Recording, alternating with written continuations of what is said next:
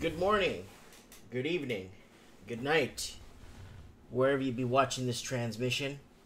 'Tis I, Mike Martins, with Mike in the Night. Transmitting to every English-speaking world, from Australia to New Zealand, from New Zealand to the UK, to Canada, and then finally back down to the United States of America. It is an absolute pleasure to be with you tonight. Very happy about last night's attendance on the show. Very happy. We didn't get cut off. Our internet was streaming quite nicely and quite smoothly. Anyways,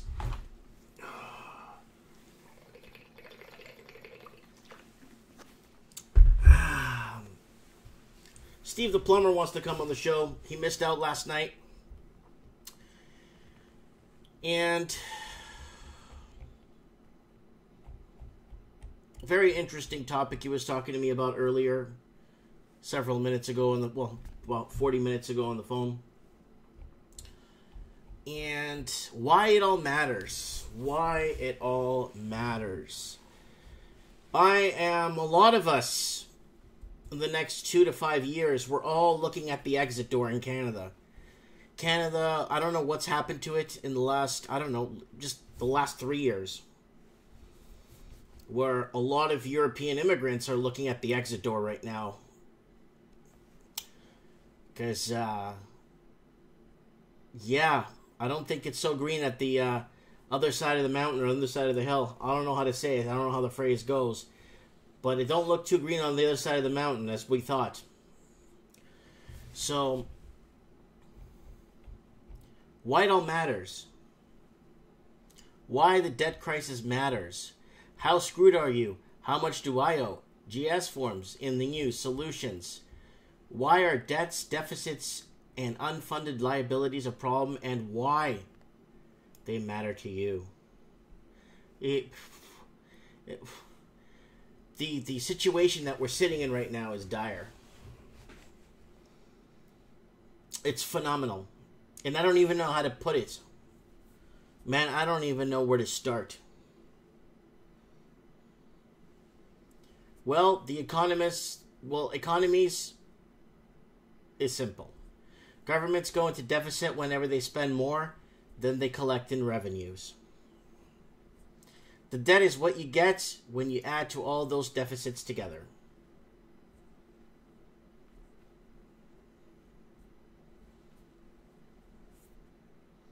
And right now, Canada's federal and provincial governments are all spending more than they collect. Way more.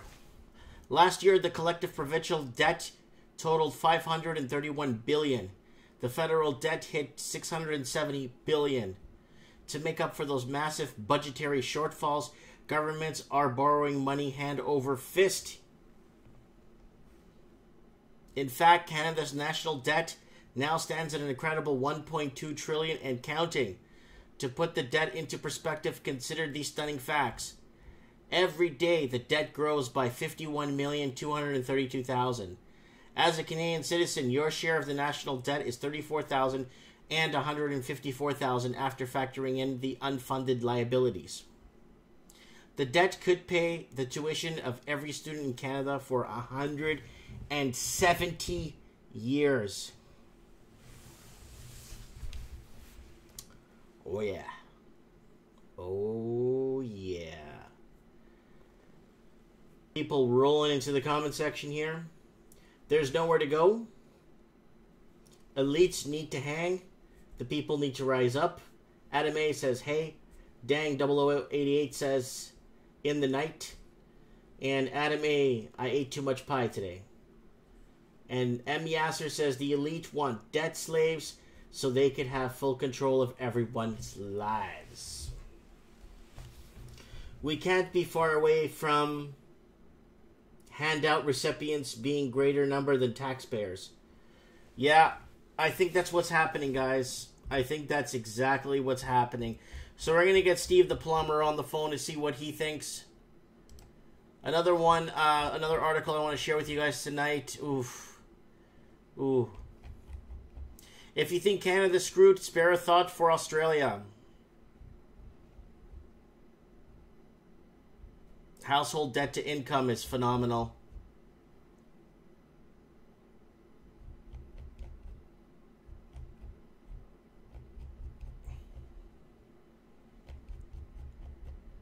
Phenomenal. One of the most indebted countries, household debt-wise, in the English-speaking world. This one's scary. China to pump $175 billion into its economy as slowdown and trade war loom. So this is not looking good. Once they start pumping funny money into the economy and creating stimulus packages already on a debt-ridden bubble, not good. China makes big play in Silicon Valley. So we'll probably look at this. So I don't know what they're planning on doing in Silicon Valley, but that's very. I'll look into this. Should look into this. Blatant slander. China loses its temper amid building tensions. Let's see what's going on here.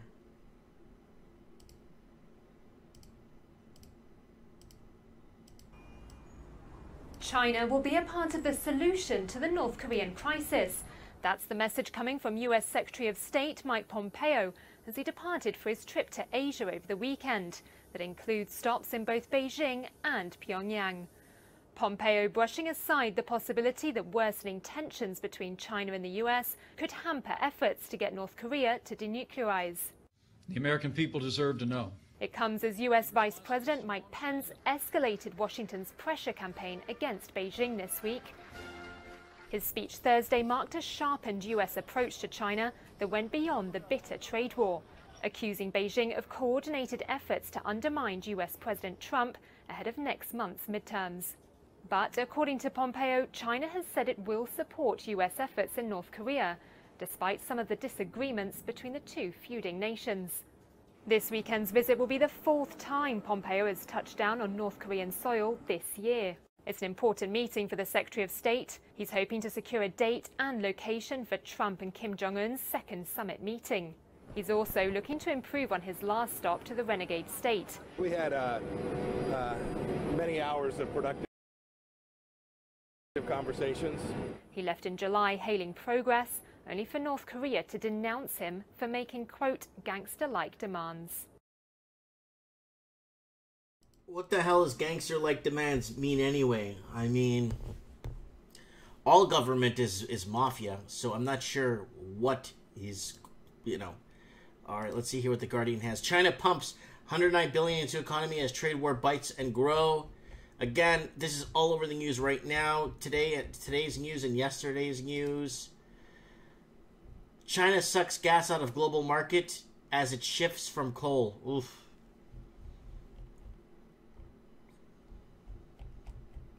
Look at the smog. That's not fog. People, that's smog in China. And the Observer view on how Putin's spooks reveal what dangerous foe has become.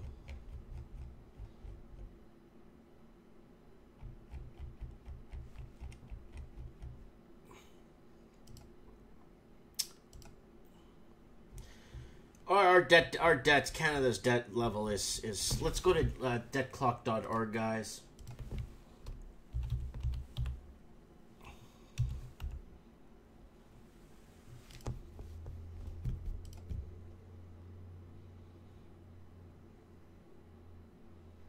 So here's Canada's federal debt. I don't even know what that is. That's okay. That's a million. That's a billion, 660 billion federal debt. Your share growth of debt per day, 49 million per hour. Wow. Here's the US debt clock, 21 trillion, 614 billion. I think Canada's 1.5 trillion in total debt. Let me see if I can find that. Let's go to the debt clock, state clocks, world debt clock right here. Okay.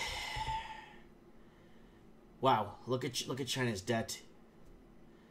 But look at the U.S. Its gross domestic product is catching up. But its public-to-debt ratio is too high. Where China, national debt's $2 trillion, $2.3 trillion, and its GDP is $11 trillion, and its public-to-debt ratio is 21%. Look at Germany right behind. Sorry, look at Japan.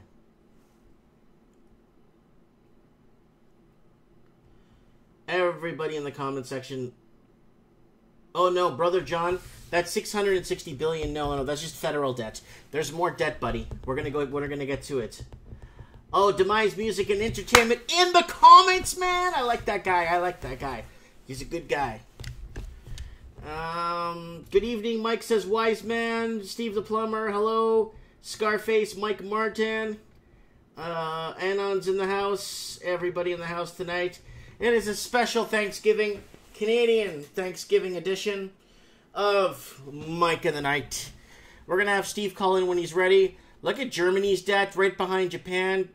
So look at this. 12 trillion, then it jumps down to 2 trillion. UK is up there, 2 trillion. France, 2.5 trillion. India, 1.2 trillion. India's doing pretty good. Well, but they don't give out anything. There's no handouts in India, right? So it's only 1.2 trillion in debt. For the amount of population is just phenomenal. Italy, 2.5 trillion. Brazil, 1.3 trillion. Then Canada, 1.5 trillion. Canada's in the top 10 now, eh? 1, 2, 3, 4, 5, 6, 7, 8, 9. Canada's reached the top 10 in debt. 1.5 trillion. Argentina, 290 billion.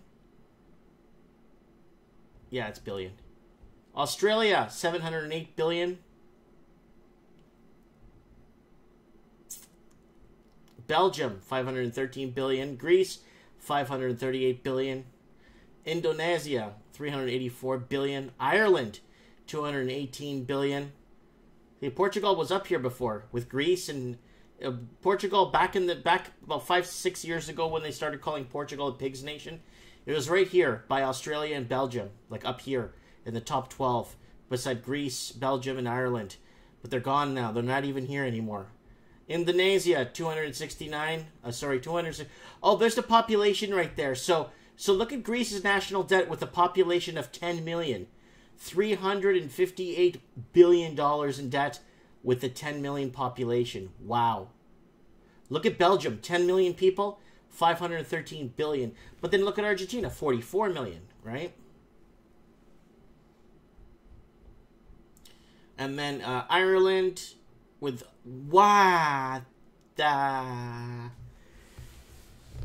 oh, Christ, guys, you guys have to see this. Ireland, $218 billion in debt with a population of 4.7 million. And public debt per ratio, 71 point... I gotta see Ireland, man. Closer. Oh, it's not letting me open it. Holy smokes. Korea, 687 billion. Mexico, 641 billion. Netherlands, 451. Nigeria, 87 billion. Norway, 173 billion. Poland, 269 billion. And then Portugal, 285 billion. And Russia, 161 billion.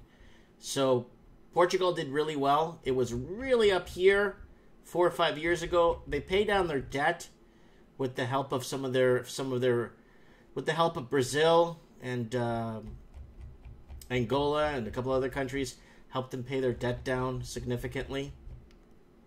So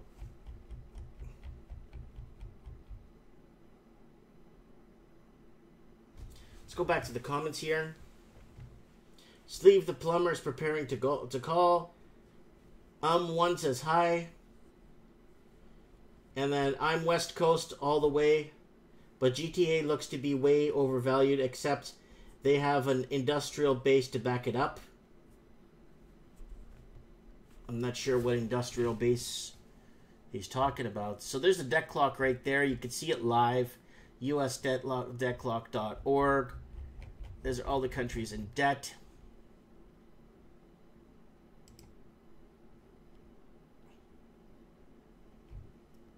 So this is, see, I don't believe this, okay? Like, I just don't believe this. This is holdings of gold. This is gold holdings by country in ounces.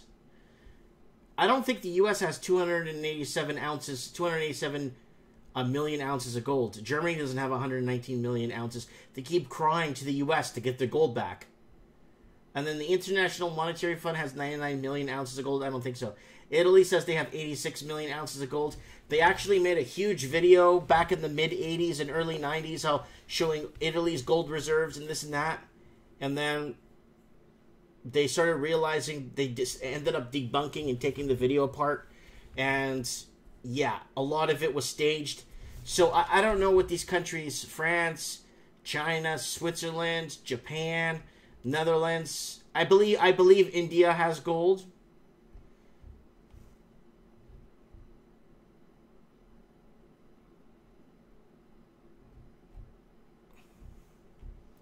And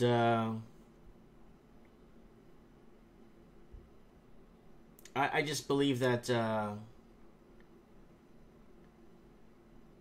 world production, metals production. So this is how much gold the U.S. is producing. Right here, they're number one producer in gold. Germany is a producer of silver. Very interesting page to get around to check out. Very interesting page. Here's the mortgage loan calculator. So I was earlier talking to somebody about lots of deals still in the United States. Canada's finished. The problem with Canada is if you're in Vancouver, right? And if you want to go to another major city, you got to go far. Really far. Like, I mean, a big city. Where, I mean, yeah, you could go to Seattle. Okay, fair enough. But if you want to go to, like, if let's say here, I'll show you what I'm talking about here real quick. What I'm trying to get at here. With the problem with, let me just open Zillow here. And then let me open right here, what was it I was looking for? It's very interesting. It's because the only problem is when living in, well, I've noticed with living in Canada, when you're in Toronto or something, for you to get to a major city is Montreal's the next one. I don't think Ottawa's even that big. You got to go really out of the way where, for example, if you live in Louisville, Kentucky, for example, you're not far from Cincinnati, you're not far from Lexington, you're not far from Owensboro, you're not far from Evansville, you're not far from Bowling Green, you're not far from Knoxville, you're not far from Charleston. So there's more options. Where in Canada, the problem is, like somebody was telling me the other day, oh, you're in Canada, such a big country, so many cities. No, it's not like it's in the U.S. In Canada, it's like you don't have much to pick from when it comes to moving to cities. Like Knoxville, okay? Like, look at Knoxville. Look at the photos here. You know, it's booming. You know what I'm saying? Canada does not have that. Chattanooga, I've been there. Atlanta, Athens, Augusta, Macon, Columbus, Montgomery, Birmingham. Look at Birmingham. Look at that. We don't have that in Canada. We don't have the choice to, oh, let's move to Montgomery. Look at Montgomery. Montgomery's a big city. You know what I'm saying?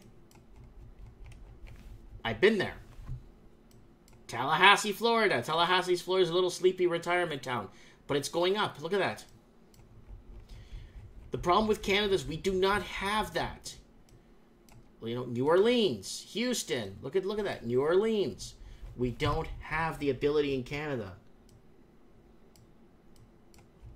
to just get up and move to different cities. So someone asked me, it's like, Mike, you know, I'm in the States, but why did you move to Merritt? I mean, there's a lot of other cities in Canada. It's not what people think, you know. Look at Phoenix. You know, in the States, I think you got arguably 85 super major Toronto-like cities in the United States. Like 85 of them. Big cities. You know what I'm saying? Unfortunately, look at Houston. Unfortunately, we just don't have that, you know, in Canada. The option to get up and move around as much. San Antonio. You know? I think Texas alone has like 25 major cities that could, I think Texas alone has, yeah, like, Houston would be Toronto, Dallas would be Vancouver, and then all the other cities is gravy. Austin is a big city, San Antonio is a big city, Corpus Christi is a big city, El Paso is a big city, Fort Worth's a big city.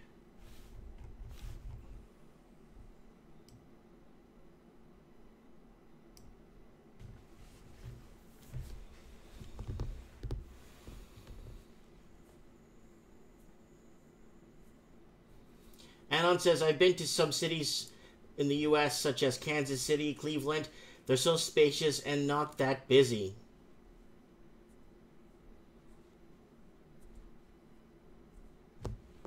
So that's what I want to see. You know, people are saying, oh, Mike, you know, you're in Vancouver. Like, you know, there's like, no, but then there's Calgary, Edmonton.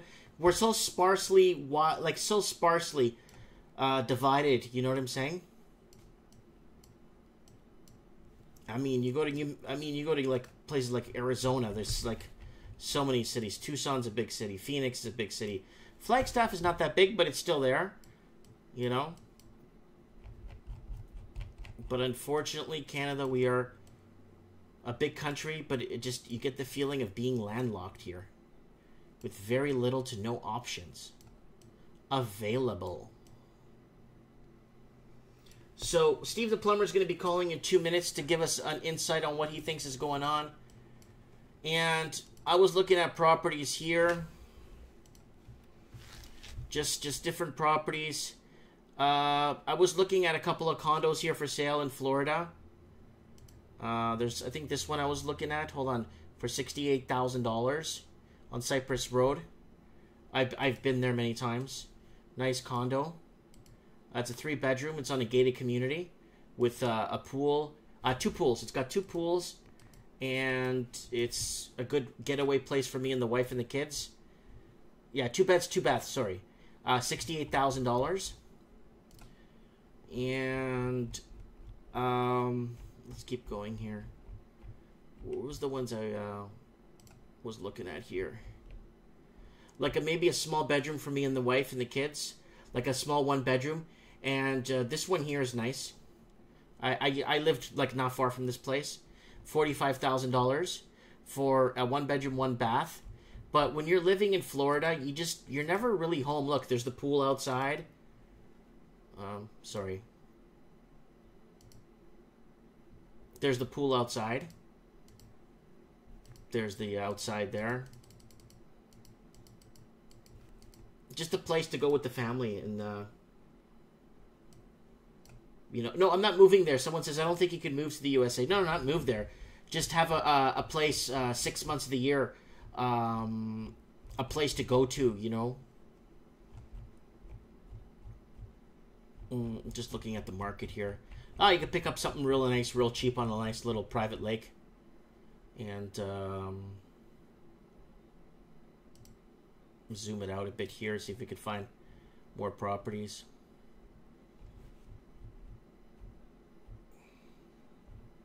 Oh, here's one in Deerfield Beach. Deerfield Beach is really nice. It's a one bed, 2 bath, 700 square feet, $45,000. Estimated mortgage is $201 a month. Someone says cheap house, but you have to pay for your own house insurance. Everyone says the exact same thing. I had Blue Cross insurance.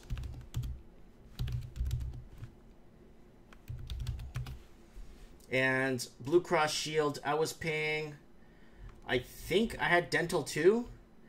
And I think I was paying $68 a month for, no. If it's for the family coverage, like $320 or $225.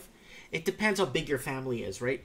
And that's fully coveraged, and it covers benefits, and it covers doctor visits, and it covers right. But then there's a Blue Cross for Canadian travelers, and it costs an extra like $25 a month. Yeah, so you get a coverage going to the United States from Canada, and it's a here you go, total coverage Blue Cross Canada. So it's coverage to the United States. It's coverage. They cover you and your whole family up to 6 months, and it's about $70 a month, $60 a month, full coverage up to 6 months. Dang 008 is saying I'm paying $475 each month only for me, and I'm in LA. Oh man, yeah, it depends what region you're in. No. I looked into this a few weeks ago.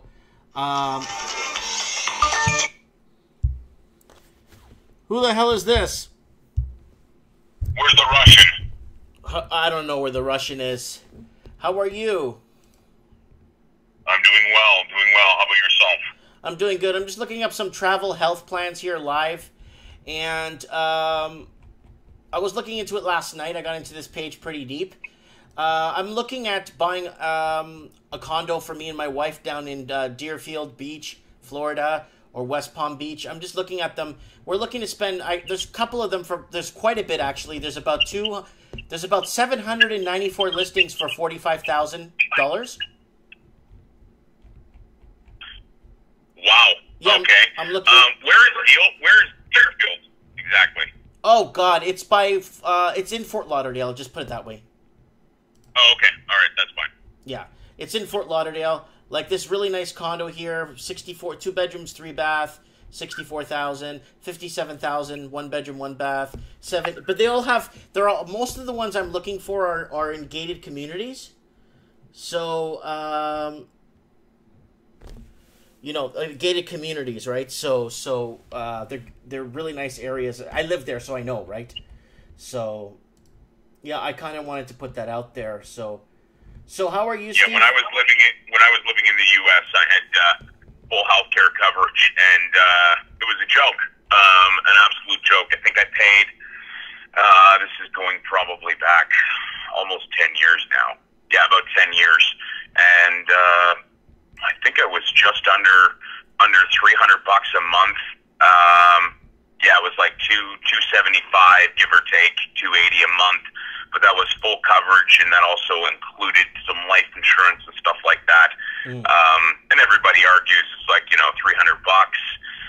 that's $3,600 a year. I would rather pay $3,600 a year in Canada for healthcare, bumper to bumper, than have to go ahead and pay the amount of income tax that's required, that one's required to do so in Canada. You can get way more ahead in the U.S. just by way of taxation. Mm-hmm. Yeah, because the average person, let's say you make $1,000 a gross, you're only taking $620 home. Yeah, that's about right. Yep. Yeah, but that's a big problem, Steve. Because like you said, that's per week. I would pay the $3,000 a year easy. I'd double it, and I'd still pay it. Yeah. Yeah, absolutely. You want to bring my income tax bracket down to anywhere close to what I pay in the U.S.? Absolutely. I'll pay $6,000 a year for health care. Oh, for sure. Right here, there's one in Hollybrook Boulevard. I know where they were in Pembroke Pines. Townhouse for sale in a good part of Florida. I love Pembroke Pines. There's a nice mall in that area. $109,000, $491 a month, and that is 1,000 square feet, 2 bedrooms, 2 bath. Wow, that's great. I'd actually look into that. Yeah, I'll send you this the pool room with the pool tables, and it's got a barbecue pit area. It's beautiful with a sink and all the barbecues you could use if you have a party. It's got a lounge area. It's got 2 pools on the property, and it's got 2 tennis courts on the property that's in the gated community. Yeah, I was looking at a place down for my folks. I guess further down in Naples, and they have some snowbird friends that are already down there in their complex and whatnot. Mm-hmm. And It's nothing. You know, it's not 50,000-60,000 US. It's closer to 200,000 US. But you're in a nice community, and they kind of sort of take care of everything for you, from your landscaping. Obviously, there's no snow removal, but it's a nice. You can get 2 and 3 bedroom condos there. Okay, but I'm just looking at because I know these areas because I live there, and I know that Tamarack, Florida is really nice too. It's a nice quiet area, and this beautiful 2-bedroom, 2-bath, 1,000 square feet, $87,000. You know? Wow. Yeah. Oh, you have to see the place, and then you'll be like, what? You know? And if you go further down to Fort Lauderdale, I wonder what they have in that area. But I'm just over here, just surfing Zillow while I'm waiting on you to call, and just it's phenomenal what you could pick up for under $100,000 nowadays. Just absolutely phenomenal. And prices are crashing right now in Florida too. Yeah, I heard that there's a significant downturn happening in many parts of Florida. Like there's a really nice house here, 3 bedrooms, 2 bath, 1,300 square feet in Davie, Florida, $79,999. Wow. Yeah. Oh man, that job offer in Texas that I got the other day is looking better and better. So what do you got your eye on? Do you have your eye on the door to get out of the country, or what? What's going on, Steve? Well, I mean, the business is very much so running itself to a certain degree. However, I don't see leaving Canada an option. Maybe 2 or 3 years ago, I would have done it, but I did live in the States for just under 3 years, and that was great until the arsene fell right out of the economy, and then naturally that was the end of that. However, if I had to do it all over again, I would have probably made the jump as soon as on or before Trudeau got into office. Yeah. So that's a huge deal. Canada. Did you see that $1.2 trillion unpaid debt article I was reading earlier? Yeah. Canada's in a lot of trouble right now. Canada just can't sustain. I think the next 2-3 generations are completely shafted. What do you think? Yeah, absolutely. I mean, the best part about that debt is, this is going to sound selfish. Mike, you and I are never going to see the day it paid down. It's not our problem. Yeah, I know. But that's why everyone's looking to the exit right now. That's what every European that I know that I've spoken to so far in the last year are all looking to the exits. Every European. Really? Yep. Lots of Italian people I spoke to, they're better off in Italy, believe it or not, than in Canada right now. Well, I mean, there's something to be said about that.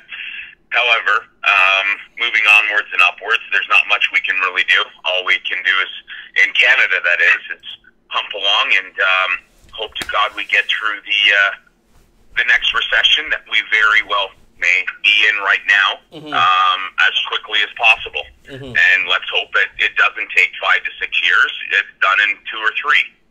No, a good recession needs to go rock bottom. A good recession really needs to hit rock bottom, and someone needs to press the reset button. It really needs to. Yeah. So you're looking at about 8 to 10 years for a good correction. Well, I never looked at it that way, but at the same point in time, you're probably right. It really depends. Let me tell you what's happening in the U.S. 10 years later, after the Great Crash in 2008, there's pockets, quite a bit of few pockets in the U.S. and big areas that are still rebuilding from that crash. They still never have fully recovered. Oh, really? So that's 10 years later. But that crash wasn't fueled by foreign investing. Ours is.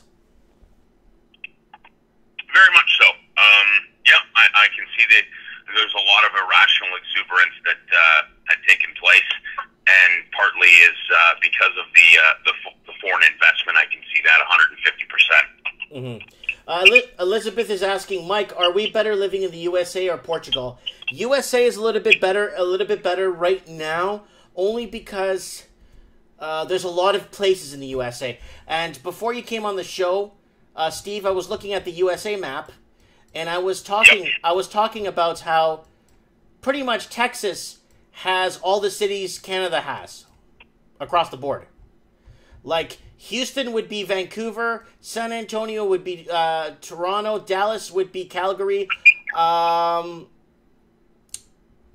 Paso, you know what I'm saying? Like, all these cities in Texas, these major cities. Lubbock would be Newfoundland, San Angelo would be, you know what I'm saying, right, Steve? Right. Pretty much all the major cities Canada has fits only in Texas. Unfortunately, we're not like in the U.S. where, for example, if you lived in Nashville, you know, you could go to Franklin, you could go to Clarksville, you could go to Knoxville, you could go to Bowling Green, you could go to Evansville, you could go to Louisville. There's so many places to move to if the city you live in doesn't work out, right? But in Canada... Yeah, Huh? Bowling Green, Kentucky is beautiful. Yeah. But what I'm saying to you as a friend, all I'm saying is that for us Canadians, we don't have much of a choice to move where to go, you know? Yes, I agree. There's a lot of stagnation going on right now because the left hand doesn't know what the right hand's doing. There's so many, bulls walking around saying the market's going to continue to go up and up and up and up. Meanwhile, we're talking about, ample job losses coming down the pipeline. We know that a recession is coming. It's inevitable. Interest rates are going up. Interest rates are going to be going up literally in, less than,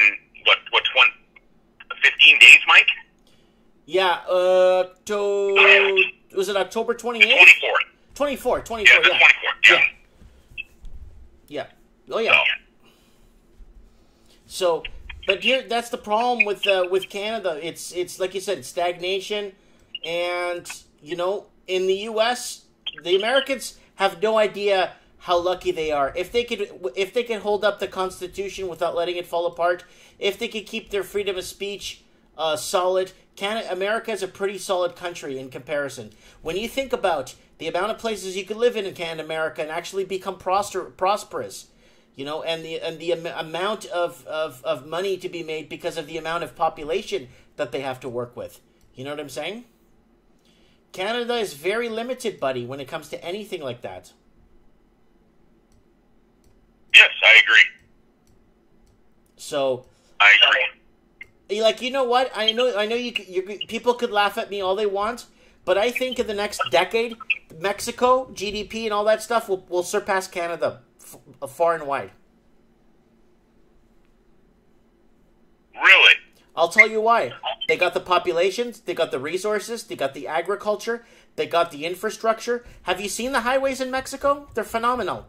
The highways connecting the entire country. It makes Canada look like an absolute joke. Let me see. I'm on Google Maps right now. I'm gonna jump on one of the major Mexican highways so people could see. Amazing. Yeah, this is actually going to do that. Look, go ahead, Mike. I'm on it right now. Look at this. Beautiful highways. New highways, too. These highways aren't old. When I was there, they even have ones. So I got Google Earth open looking at this. No, Mexico's got cities everywhere. It's got the agriculture is phenomenal. The exporting of food. Once Mexico starts to, like Cuernavaca, I've been to Cuernavaca many times. It's enormous. It's enormous. It's huge. Mexico City is every city in Canada put together times 3. Yeah, it is quite large. Yeah, it's like 28 million people. So, all I'm saying, Steve, is Mexico is going to outpace Canada when it comes to exports, when it comes to refining, when it comes to fabrication, when it comes to a lot of things, Steve. I think Mexico is going to be ahead of the game. Right. They have a bigger military than we do. that's very true, and we're also seeing a lot of light manufacturing leaving the GTA, especially the GTA for Mexico, because of the actual labor charge is significantly lower. Mm-hmm. Oh yeah, like Mexico has the climate to year-round produce food. Once the bureaucracy gets out of Mexico, once the red tape gets out, once there's a government in place that actually is for the Mexican people, you're going to see a lot of Mexicans leave the U.S. back to Mexico, because it's going to be this country could be super duper prosperous. It has everything. Like, it has what Mexico has, Germany has none of it. But look how big Germany is. Why? Because it's built off a criminal banking system. I agree. I agree with a lot of what you just said. I think Canada has the ability to be great once again. However, we do need that reset button. And from a political standpoint, we've never done well with the Liberals in power. Yeah. Canada. You know what the problem is? Canada just fell behind with so many things. The country is big, and we fell behind when it came to properly... Canada's so heavily dependent, or Canada's government's so heavily dependent on representation, right? That they don't care about, oh, we're losing money on water, we're giving free water away to China, why are we doing that? They're not looking at the ins and outs of what we're doing, and we're selling out our country, we're selling out our mines in BC. You know, we're selling we're giving it all away. I don't know if that makes any sense, but we're giving our country away. I feel the same way to a certain degree. Right now, we have no choice but to give certain things away, because we can't afford to keep it. We're allocating money towards many things that we shouldn't be doing, including immigration, illegal immigration, for that fact. I'm not sure if you heard or not, but on the topic of illegal immigration, apparently the Liberal government no longer is calling them illegal immigrants. They're calling it, I believe it's, forgive me, what was it? Something about, they've massaged the words and have taken it out, especially off their website. Ineligible, that's it. They're no longer calling them illegal immigrants or illegal asylum seekers or whatnot. They're calling them ineligible. Wow. So I got an article open here that ties into what I'm saying. No Canadian hires for 4 years at Chinese-owned BC mine. Holy crap. I'm not making this up, Steve. I'm not making this up. Chinese workers began arriving at the site some 1,000 kilometers north of Vancouver in recent weeks. So they're mining international coal mine in northern British Columbia using Chinese workers. They're not hiring any Canadian workers, but they expect to use our healthcare.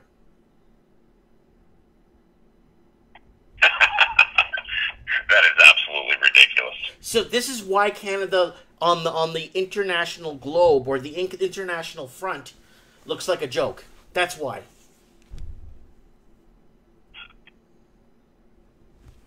So. And Donald Trump feels as though his people are laughing at him in the country. People are actually laughing at us, Canadians. Yep. Absolutely ridiculous. No Canadian hires for 4 years at Chinese-owned mine. Imagine, Steve, me and you buy a mine in... Well, one, they wouldn't even let us in the country. If they did, then if we want to buy a mine in China, you know what they do to us? Yeah, it's probably for every one Canadian hired, you got to make sure that there's 10 or 20 locals hired. Yeah, it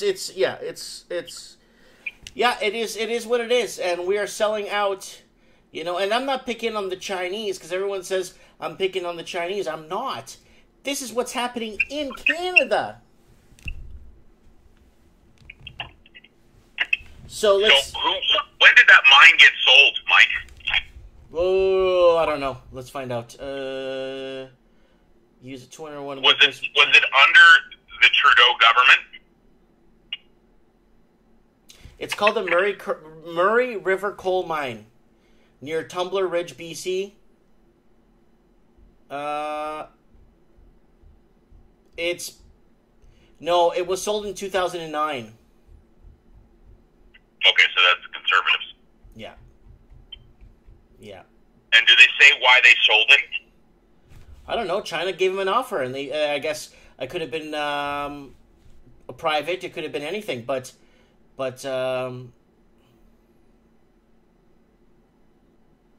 yeah, it's just doesn't say much about that. It's just talking about how they don't. It was updated in May 10th, 2018. So the article's from 2012, but it was updated in May 10th, 2018. So it was recently updated. But this story has been on the back burner of a lot of people. This story is on our back burner of our show.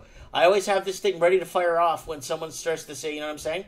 Oh, yeah, Trump's deporting people. But, I mean, look what's happening in Canada.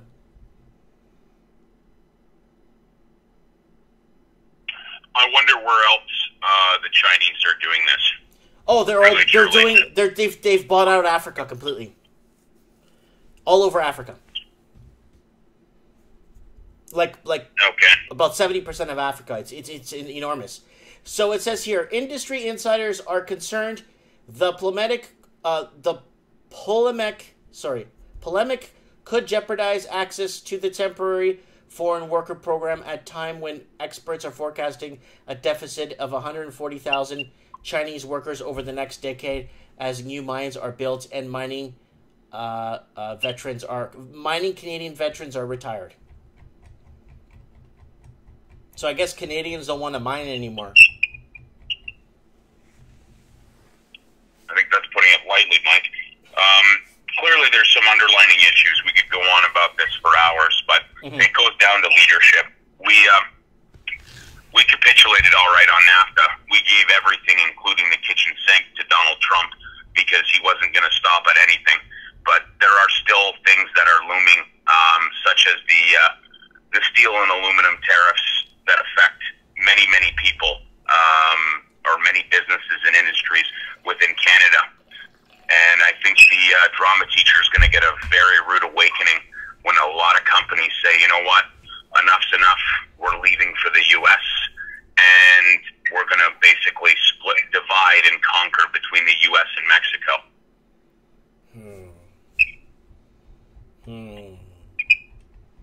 We'll see what's going to happen. I think if Canada starts to fall into huge deficits, especially with the derivatives market and where they're sitting at right now, and Canada's spending more than what it's taking in.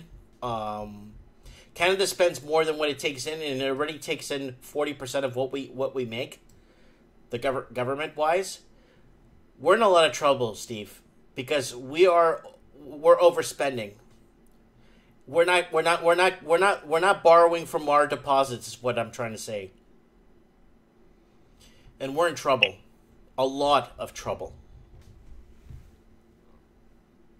I agree that we're in a lot of trouble. But where do we start? That's the whole thing. Where do we go to find an equal to what the U.S. is doing, or somewhat of a partial equal, for lack of a better term? Trump is leading the way by example. We got our asses kicked, and you know what? It's going to be better for a lot of Canadians than not having a NAFTA deal. That's for sure. Just with respect to the supply chain and whatnot, we're going to start to see milk and dairy and whatnot come down in price. We've discussed it before on the show.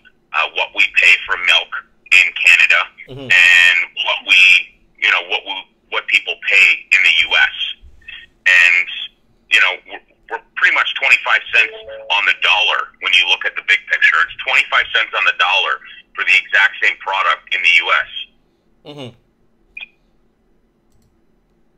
That's a lot, actually. It is a lot, and I think the economy will do better. as certain things become more and more affordable underneath this new deal. However, Trump's still holding all the cards, and I mean, we're in it for another 6 years here now, right? Well, we're in a bit of a pickle, because one thing I'm afraid of is the Chinese currency becoming devalued. The more devalued the currency becomes, the more tougher the energy giant that China needs to fuel. China needs to fuel its big dragon, or its dragon of power, right? And one of the biggest energy-consuming countries in the world, they're going to have to start buying fuel in a devalued currency. And that's going to be the huge paradigm shift, where things are either going to go militarily, or or there's going to be some sort of a deplatforming of some sorts. I don't know, Steve, because once they get, or 10 million or 30 million people in China become unemployed.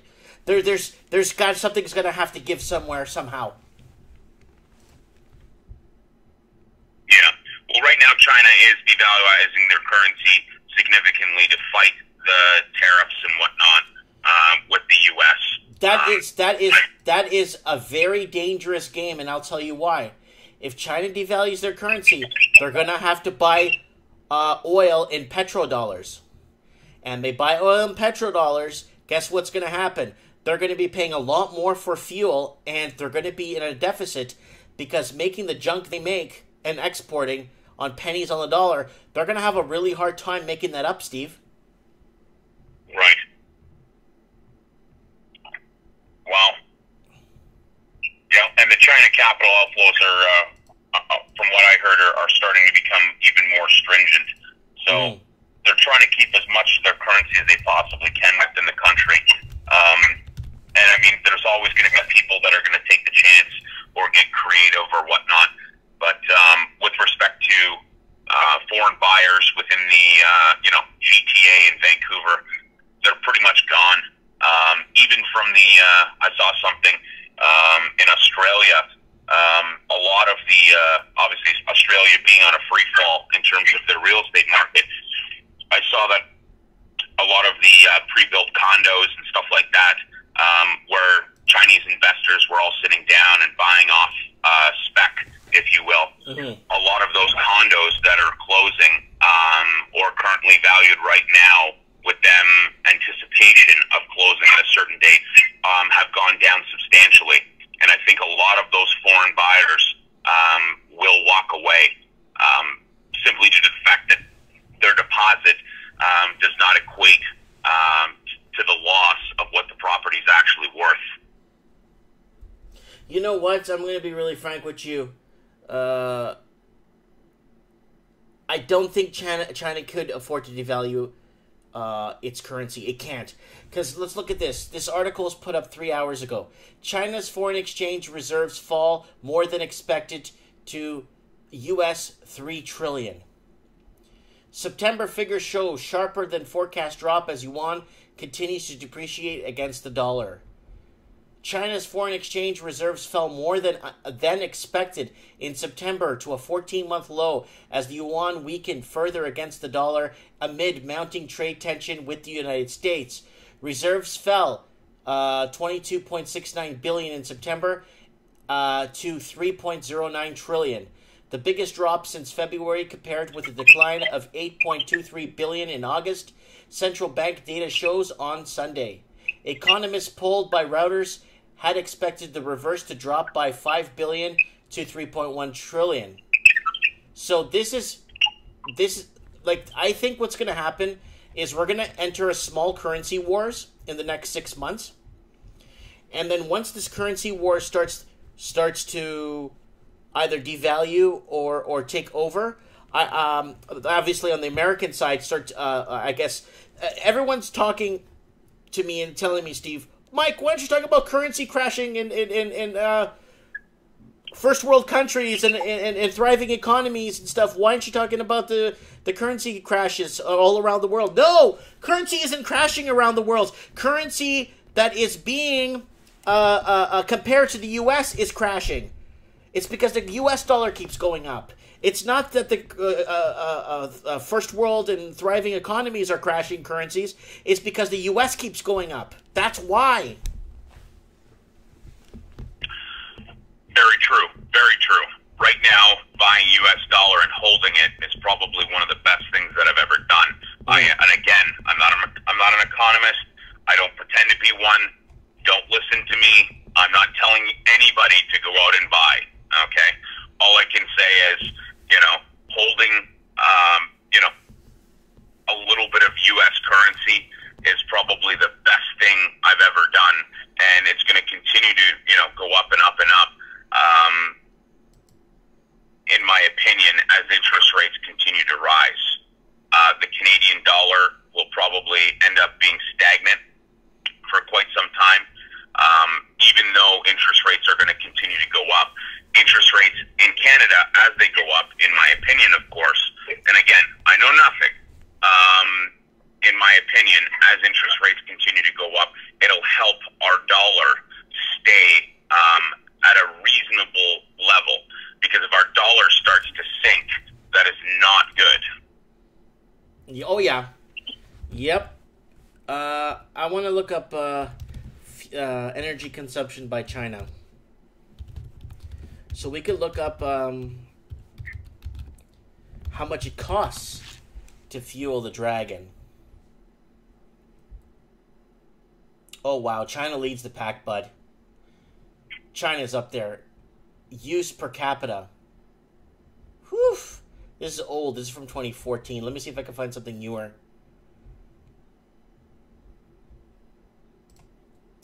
I want to know. Energy consumption. And did you see the article I was looking at earlier, Steve, with the smog? Oh my God, these people riding bikes wearing masks on their face. I thought that was fog. And the article says China sucks gas out of global market as it shifts from coal. See? Yeah, well, price. I hate to bring it to these people. The mask isn't going to help them. Right here, this. Look at this. Look at this. Look at this article. 2.5 hours old. China struggling with limited gas supplies. I'm telling you, Steve, it's going to get bad. Oh, yeah. China's replacing coal with gas, sucking up global supplies of the fuel, and pushing up the price of liquefied natural gas to a 3-year high. The world's number 2 economy is cutting back on coal as President Xi Jinping made a cleaner environmental key priority at fall's Community Party Congress. That has left swaths of industry in China struggling with limited gas, including giants like German chemical company BASF and local producer Yani Yamanundo Company, and suppliers are diverted to households that are previously relied on for coal for heating. Oh my God. So China needs energy so much that it's tripled the price of natural gas to a 3-year high. Wow. It's a lot of cake. I'm telling you, Steve. Things are going to get a lot worse before they get any better. All right, Mike. So let me ask you something. With respect to Canada's economy, where do you see the economy by the end of the year and going into the first quarter of 2019? Well, we're going to have to raise interest rates at least twice. We have to. We're going to start to see the bond market, the Canadian bond market, start improving. Quite a bit, actually.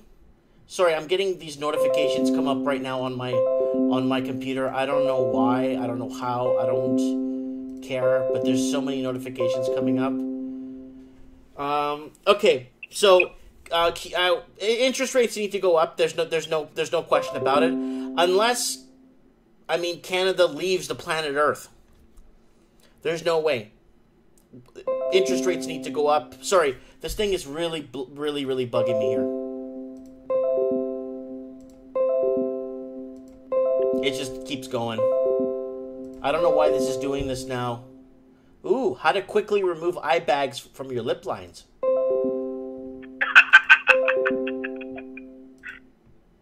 Okay, I think it's over. Okay, interest rates are going to have to go up. Housing market's going to crash and continue to dip because the middle class, and then we're going to see consumer confidence at all-time lows. I think consumer confidence, you know where it's going to go back to, Steve? Tell me. 1982. Really? The big crash of 82 Canada experience. I think that Canada is going to have consumer confidence back to 1982 because this is a very special crisis we're in right now because it's all foreign fueled, and the foreign fuel is no longer pouring gas on the fire. It's going to go out, it's going to smother, and it's going to go back to reality. And housing is going to crash, interest rates going to go up, the gold's going to drop, bond market's going to go up, and oil's going to go nuts. And I think in the next 6 to 9 months, the place to be is Alberta. Is that right? I think oil's going to go up enough that we're going to start profiting per barrel again. Interesting. So, do you think they're just going to go once this year? The Bank of Canada is only going to raise rates once, or do you think they'll go twice? Okay, well, if they raise rates once, what's going to happen is the derivatives market, and I think the acquisitions that we have right now with the U.S., our currency will slightly devalue, and we're going to have to pay more for American products. Okay. If we raise it twice, yes, it's going to hurt the homeowners, but Canada can no longer continue an economy on housing. Canada can't have a propped economy backed from housing. It's not going to work. Or the Canadian government raises student loan interest rates to like 25%.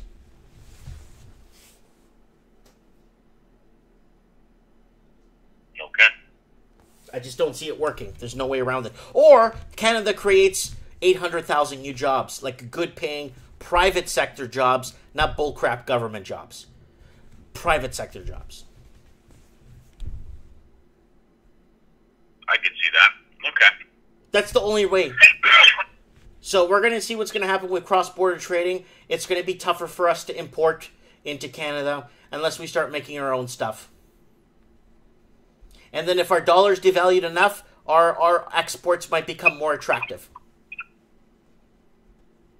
Okay. But the key is production, and that's one thing we're not doing right now, Steve. Because everyone's living off their HELOCs and second mortgages. Okay. What do you think? Now, well, I think everybody is living well beyond their means. They have no choice but to do. But at the same point in time, I think as those people just get tapped out and continue to just default or pay, the very minimum until they can't pay anymore, that's going to have a direct correlation to Canada's economy. They're not speaking about this because they don't want to send anything, send the economy into a downward spiral and cause mass panic. But auto loans are defaulting at record highs. People are losing their homes,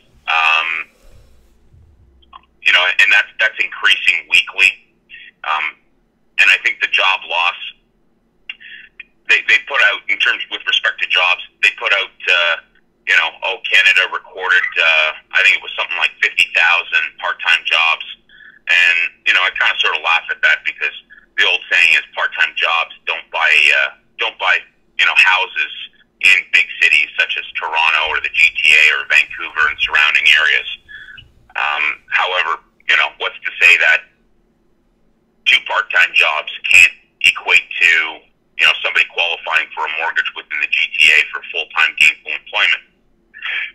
That said, I think we need to be very, very careful on where the economy is going because the economy appears to be, pretty stagnant right now because I think the numbers are being massaged in such a way to downplay what's truly happening.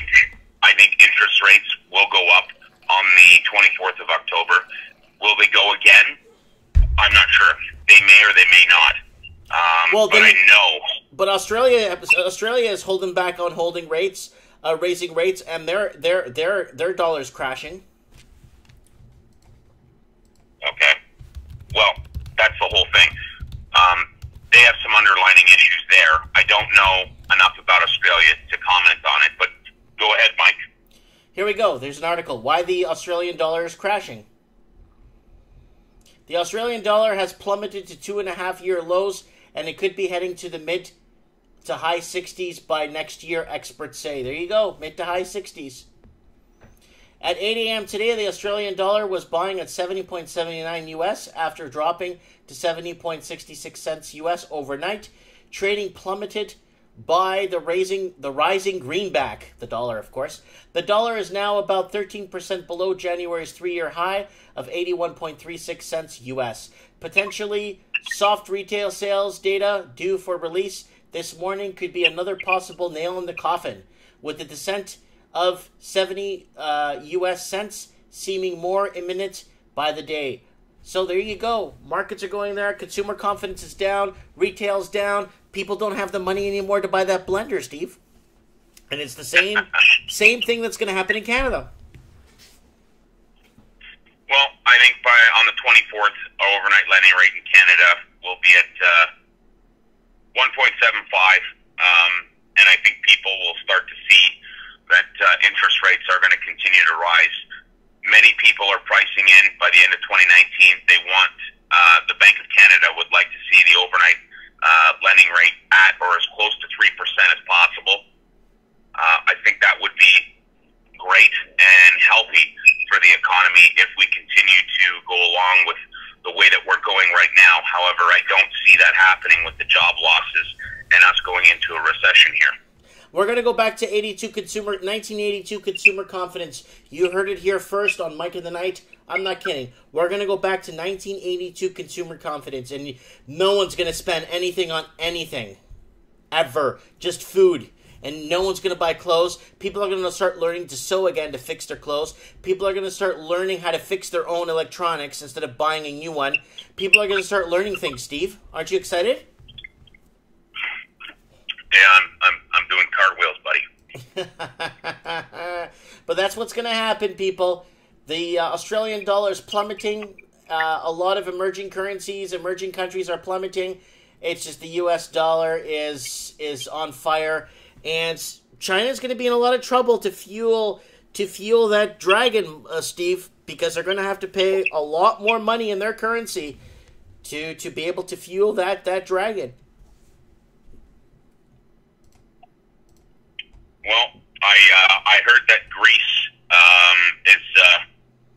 is bailing out some banks right now. We'll see what happens. But I guess what you're describing is a lot of people are going to have to start making their own crap dinner.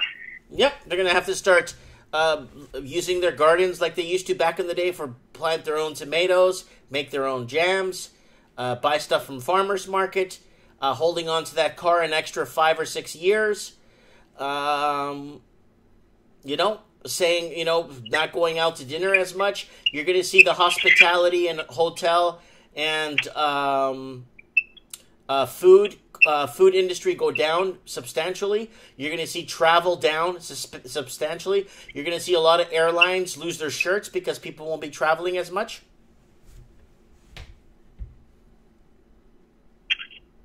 Yeah, Air Canada just had a substantial increase, especially on their baggage. I think a lot of what you're saying, Mike, is starting to happen now. People just don't realize it. Our GDP is so dependent on real estate as a whole that so many organized real estate personnel are going out of their way to make sure that this keeps, that the party keeps on going and going and going.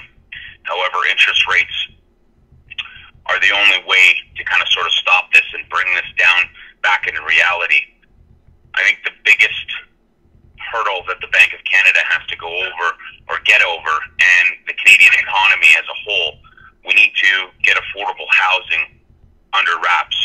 We need to start creating good, tangible jobs Otherwise, private. what you're saying is, yeah, absolutely. Otherwise, what you're describing is the economy is merely just going to implode on itself.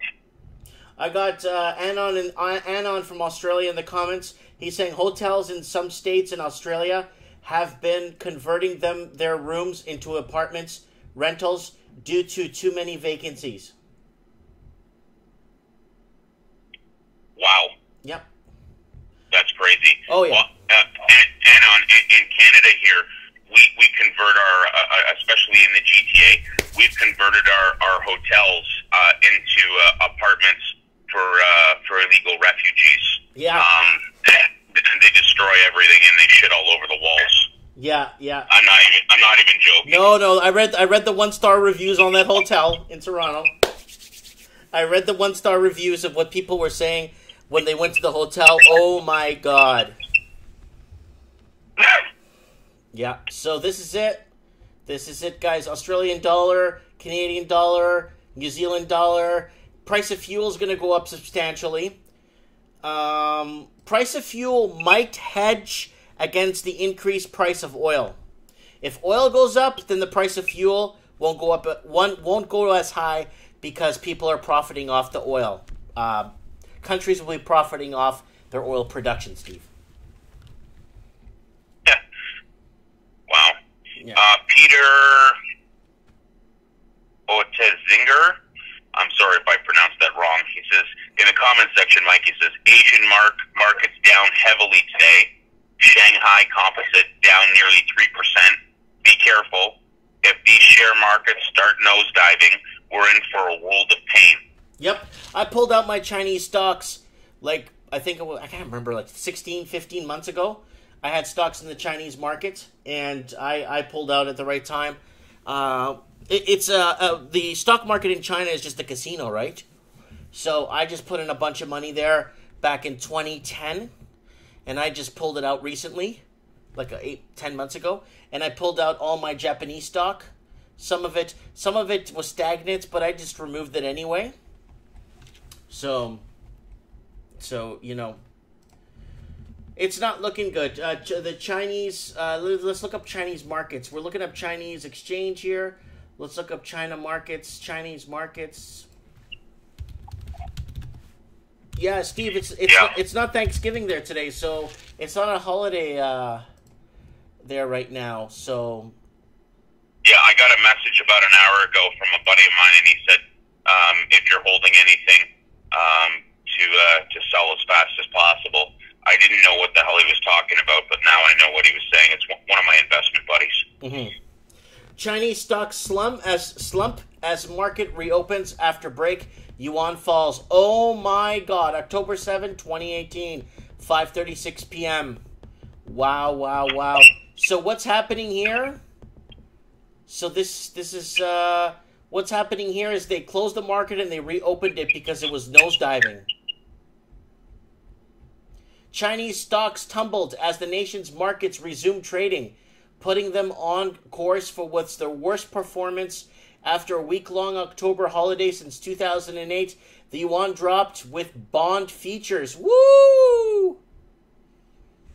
Holy shit, Mike, this is huge. Yeah, the CSI 300 index slid 3.6% as of the midday break, led lower by tech composites after Hong Kong equities tumbled last week. China's currency fell as much as 0.5% against the dollar to its weakest since mid-August. Features on the 10-year sovereign bonds dropped 0.2%.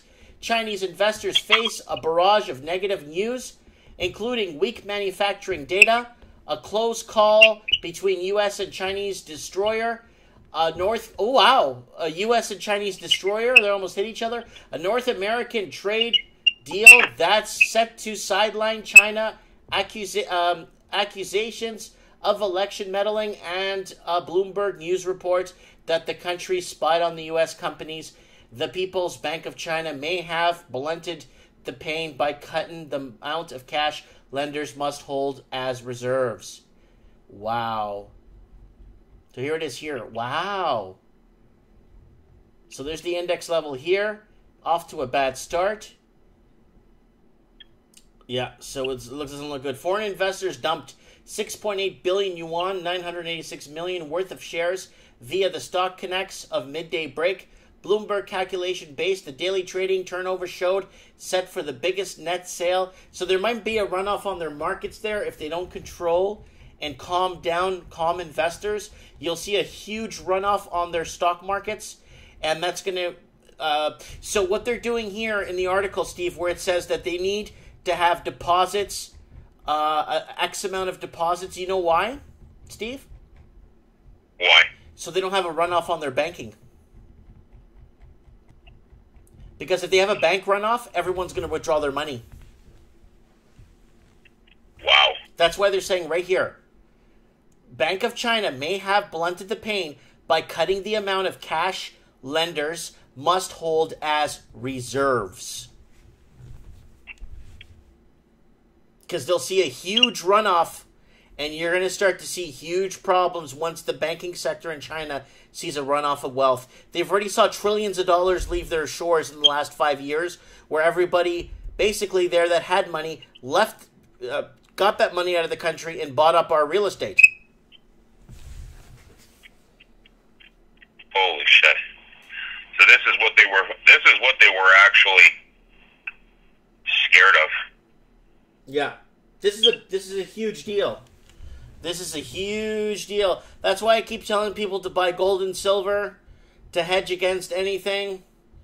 1 ounce silver bars, 5 ounce silver bars, 10 ounce silver bars. A little bit of silver and gold just to hedge against the inflation in case there is a runoff on the banks and in case there is a runoff on the markets, stock markets. Foreign exchange reserves fell to a 14-month low in September. Reserves fell by 22.7 billion in September. Oh my God, it's just nuts. Yep. But you remember the Chinese have been propping this bubble for the last 10 years now, right? And the bubble propped up so much that a lot of people became wealthy playing this game. They took their money and they left their shores and brought it to New Zealand, to Australia, to Canada, the UK, and the United States. And that is a free market. And the free markets are generally safer places to park your money. And it's generally a better place, a more trustworthy place, you know, to basically hide your money. Yeah. Well, it's all over Bloomberg. China stocks dropped to the lowest level in nearly 4 years. Yeah. Yeah. And that's what's happening, my good friend. We are in the midst. China's sinking stock market reached an unwelcome milestone, with the Shanghai Composite Index closing at the lowest level since 2014, erasing the last traces of its recovery from a boom that turned into a 5 trillion bust. So here it is. Asian shares fall as China's markets prepare to reopen. I can't even read this. They want me to pay for this. Amber alert. Oh, 20 minutes ago, European markets set to open lower as Asian shares fell. Let's read this one. European markets set to open lower as Asian shares fall. Oh, God. I have to open ad blockers and shit to read this thing. European markets are expected to open lower Monday morning following broad declines in Asia after China's central bank cut reserve requirements in 4 banks. Yep. Holy crap. Investors will be keeping an eye on U.S. markets on Monday amid the fears of rising interest rates. Comments by U.S. Federal Reserve Chair Jerome Powell last week about the U.S. Central Bank's interest rate hiking path sent the Treasury yields to multi-year highs. I've been talking about that already in the show. So this is what's happening, Steve. It looks like markets are looking... So, Steve, here's the deal.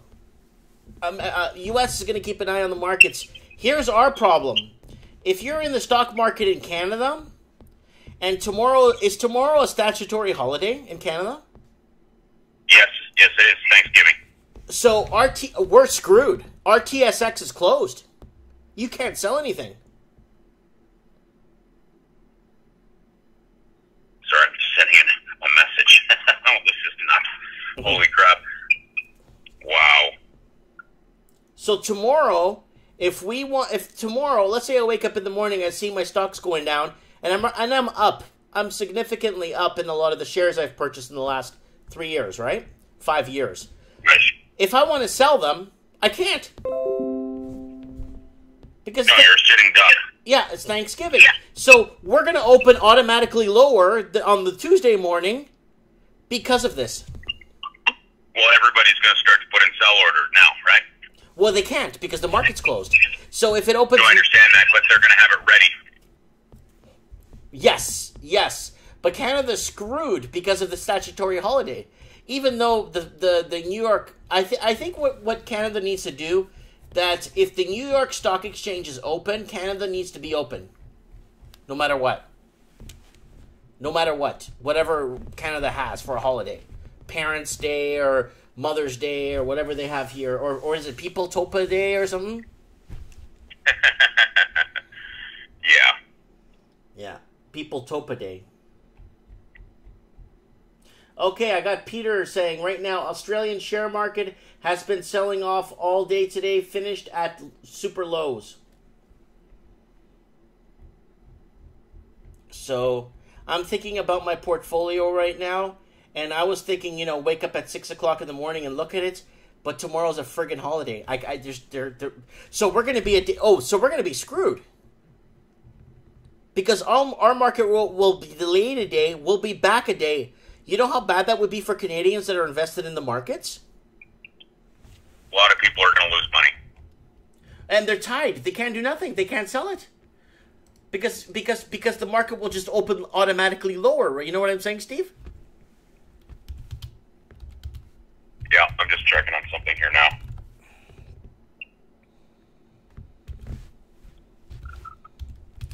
Let's see here. Canadian holiday stocks. I'm just trying to see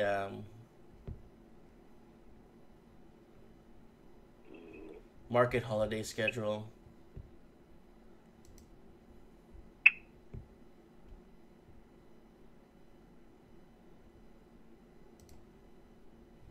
I just want to see if it's open for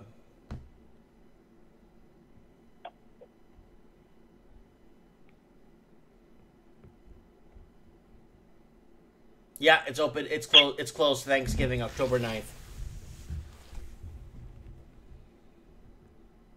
Wow, October 8th, sorry. Monday, October 8th, 2018, Thanksgiving. Markets are closed. Wow. Yeah. So people... Anon just said that the ASX 200 down 1.29% today. Oh, Christ. So how do we get into... So I can't do nothing till Tuesday morning. I can't do anything either. Wow. So everyone else that's up, they got the jump on, right? You know what I mean? They're up already. So if you're up, let's say your portfolio's up 300K, for example. You jump on in the morning, you sell off, you're still up 300,000, you wait for it to crash, you buy back. But we can't do that. No. We can't do that.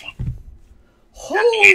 But then once we lose a whole day of trading, we're going to open significantly. We might even open 3, 4, 5% lower. Right off the bat, because we missed a whole day of trading. Wow. Actually, in essence, we probably will have lost 2 days of trading. Okay. Yeah, well, I see what you're saying.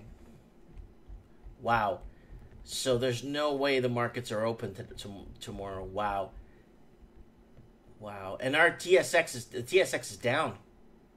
Composite right now. I'm looking at it right now.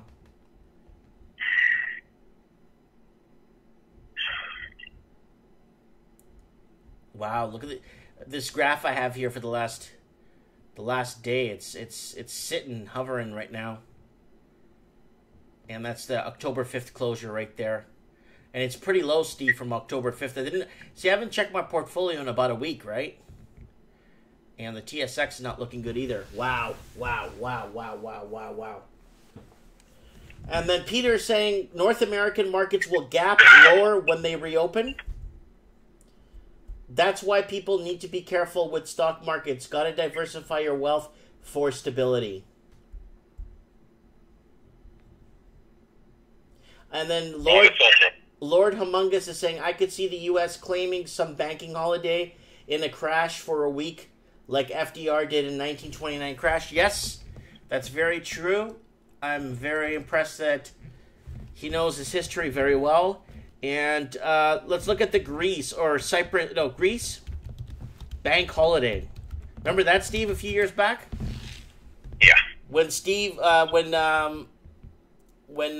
Greece had a 2-week bank holiday in 2015, they had a 2 or 3 week bank holiday because everyone was pulling their money out of the banks. Yep.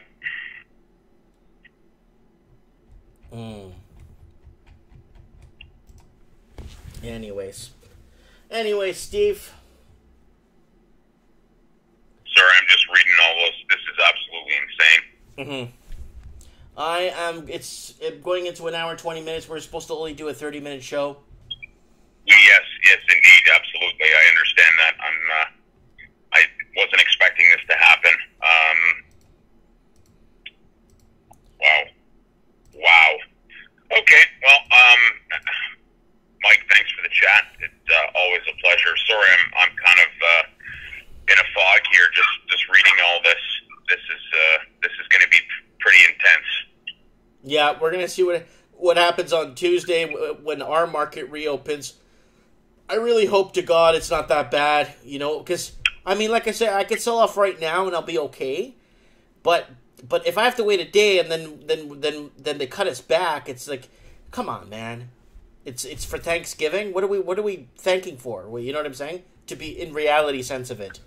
When you watch people debunking Thanksgiving and what are they really celebrating it for? You know what I'm saying? Yeah. This is insane. Okay, well, Mike, always a pleasure. I'm sorry that I'm not more talkative. I'm just taking this all in here because naturally I got to make sure that everything's protected on my end. I'm sure I'll be all right, but yeah, we'll have to see what's going on here. I have quite a bit of diversity within my portfolio. Mm-hmm. It's not substantial, mm-hmm. But I know this is going to greatly affect many of my clients. Yeah, no, I hear you. Okay, have a good night. You too as well. Thanks so much. Talk soon. Bye for now. Bye. So, guys, that's Steve the Plumber. I'm opening here. Anon sent me a link here. Market summary. Woof. Whoa. Oh, wow.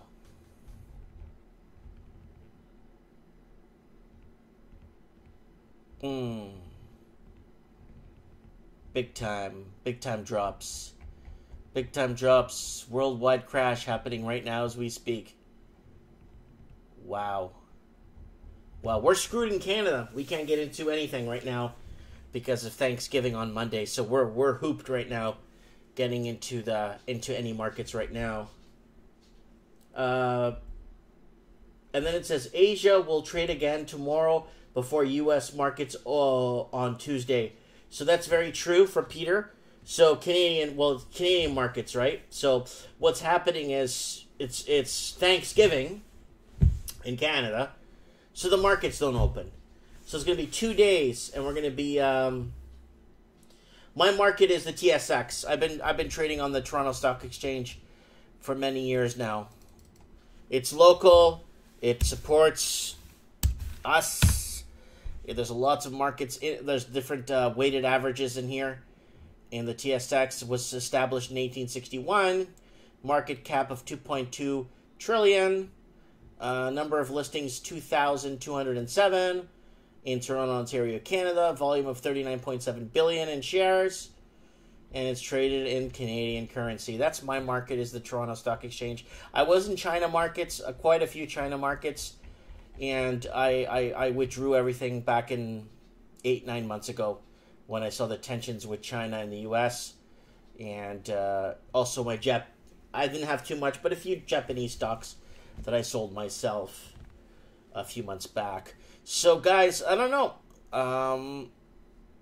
We're gonna start seeing what happens come Wednesday. Trends in the housing market. Don't forget to join me. Yeah, franchise chains are suffering. Fast food has been inflated for a few years now. There's a lot. Mr. E. Evan there in the comment section. Fun times, Mike. Yeah, I'm looking forward to it. Looking very forward to it. Steve the Plumber said, Mike Martins, this is really bad. My friend that is a trader is actually freaking out. You know what, Steve? It's a holiday tomorrow. We're screwed. We are screwed. I'm going to take a good look at my portfolio in the next hour or two and see where I think it's going to sit all where it's at. And I think Tuesday morning when the market reopens is where we're going to get hit hard. Anyways, let me know what you guys think. Yeah, Mr. Humongous, Lord Humongous is saying we need to stock up on water supplies, food, provisions, lighters, candles, solar panels, whatever you can get your hands on, guys. That stuff is going to be the next. I think it's important that we start. I'm going to do a survival show. So whoever wants to be on a survival show, guys, want to talk about rain buckets and rain barrels and collecting water and solar power. I want to know, guys, from you guys, if you want to be, who wants to be on with me on a survival show. We could do talking about like how to bunker your house down, how to protect yourself, what commodities and what's good to trade during. So Lord Humongous says I will call in. Mike, good. Add me on Skype if you have Skype. Mike Martins 1980. Steve the Plumber saying he said his clients have been calling nonstop for the past hours. Yeah. Anon's in too. Get Hangouts working. Okay, I'm going to get Hangouts. Steve the Plumber says one of his clients actually came to his house losing his shit. Oh, wow. Wow. So we're going to see Canada's screwed because it's Thanksgiving. Let's see what's going to happen with that. Is this Thanksgiving holiday going to screw over Canadian investors? Wow, that's a show on its own.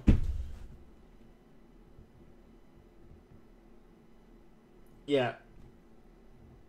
Okay, let me know what you guys think in the comments below. I want to appreciate everyone for tuning in tonight to Mike in the Night. Unexpected Thanksgiving special episode. Thanks so much, guys. I'm going to go to bed. I'm tired. Have a good night.